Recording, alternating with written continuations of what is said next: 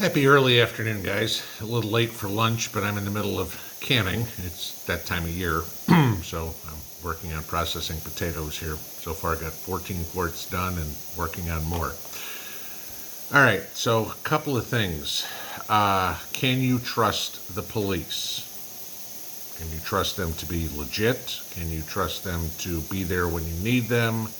Can you trust them to not be illegals if you're in Illinois or California?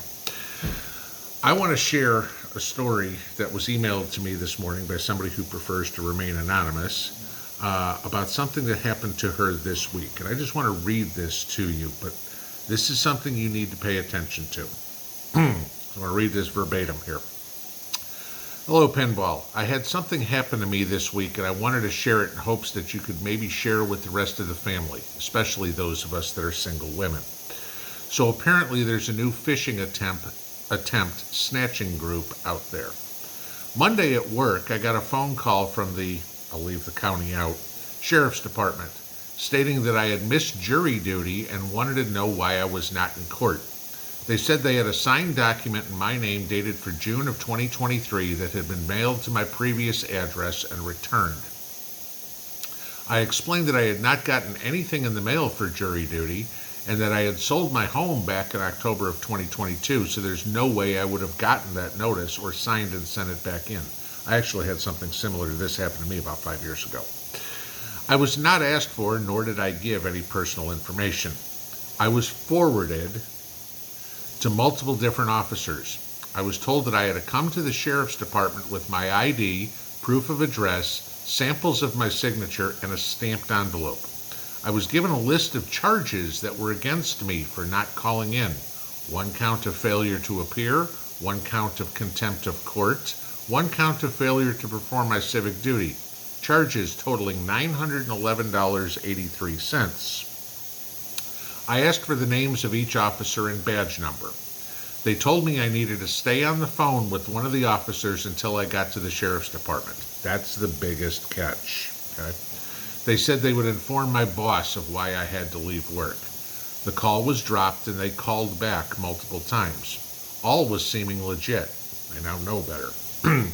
During one of the dropped calls, I was able to talk to my other half and have him meet me so that I didn't have to go alone. Even if it was the police, I still don't trust anyone for me to go anywhere alone. I agree. Okay. When we got to the jail, there was a guy outside near one corner of the building. We parked and got out, and the guy left.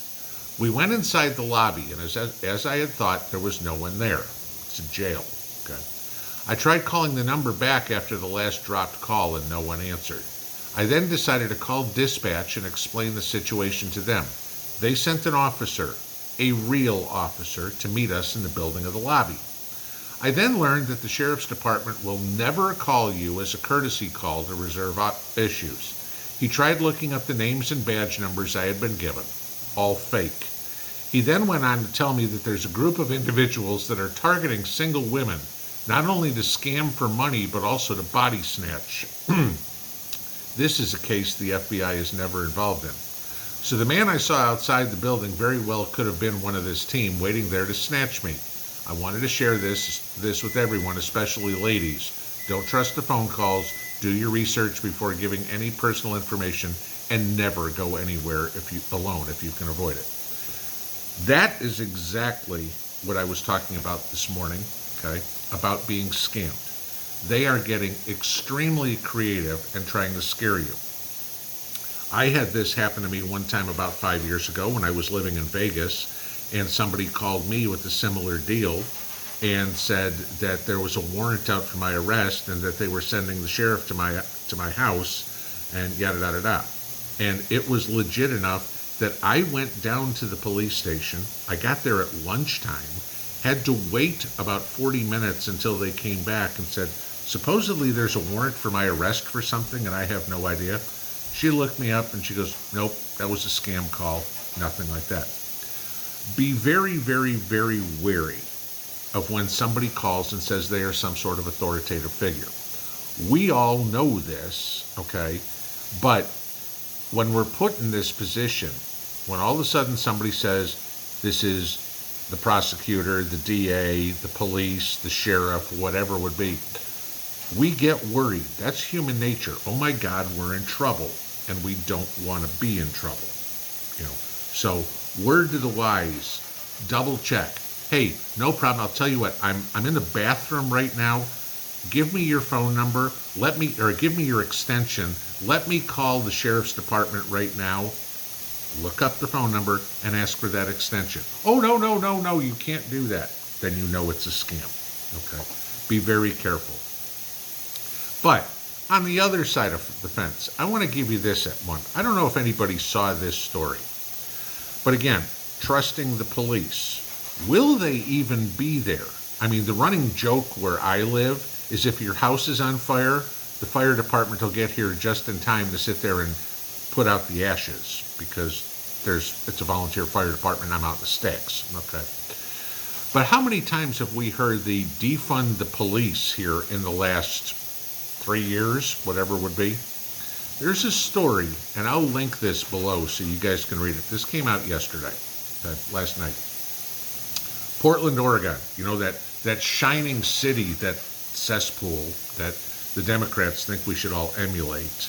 How great it is, that they're all free speech and free love and free drugs and free crime, that sort of speech. So there's a doctor in Portland who was attacked by a homeless person. I told you about being in Seattle last week, and what I saw of the homeless just pouring coffee out of the trash can and stuff like that. That's how great these wonderful liberal cities are, okay, with the homeless population. The police don't do anything about it, okay, but they're dangerous, okay? You don't know if they're hopped up on drugs, if they're mentally ill, whatever. A lot of them, hey, maybe they're going to keep to themselves. There's certainly plenty of homeless people who are there because of Bidenomics, not because they're a drug addict or something like that. But you don't know which is which. They don't wear a sign around their neck saying, I'm a threat to you, okay? So this doctor says that she was knocked unconscious while walking through the city, and then she waited 20 minutes after she woke up for the police to arrive, okay? Her quote, I do not hold the police accountable for this at all. I hold our city accountable for defunding the police. We don't have enough police force to protect our citizens, and we did this to ourselves. This is it. This is liberalism. This is the, oh my God, everybody's a victim. That woman is a victim. And when the police couldn't come to help her 20 minutes later, how far can you get walking right now from where you are in 20 minutes? Probably close to a mile, all right? In any direction, 360 degrees. How do you describe the guy? Well, he was homeless with a t-shirt on and no shoes. Okay, well, you just described a third of the population of Portland, so they'll never find this guy. Yet, she's beaten to a pulp, okay? Bloody nose, bloody eye, black eye, bloody teeth, whole 9 yards. What did the guy want? I don't know, maybe $20 from her or something like this. That would be it. But this is the thing. This is what I keep trying to instill upon everybody. Do not count on anybody being there to help you. Do not count on the police to be there to help you. The scammers are pretending to be the police, and you're not going to find out who they are. And when you do need the police, they aren't there because all these morons in the Joe Biden administration and all his disciples think we don't need police. This woman, this doctor in Portland, a social worker would have helped her real well. She's a freaking doctor. Do you think she doesn't know a bunch of social workers? The one who needs the social worker is the homeless guy who beat the crap out of her, okay? But, oh my God, we don't have the budget for doing something like that. This is liberal utopia, where everything goes to hell and the only one that you have to protect yourself is yourself. I applaud the woman who sent me the email earlier today to tell that story. I applaud this doctor for getting out and saying it's our own damn fault for voting for this crap. But I will tell you this, if you don't have your little friend on your hip wherever you go, you might as well carry a shovel with you so you can dig a hole for yourself. Because the way this world is going under this administration, it's us or them. And I don't know about you, but it damn sure better be us who are the ones vertical and them being the ones horizontal. Pinball out.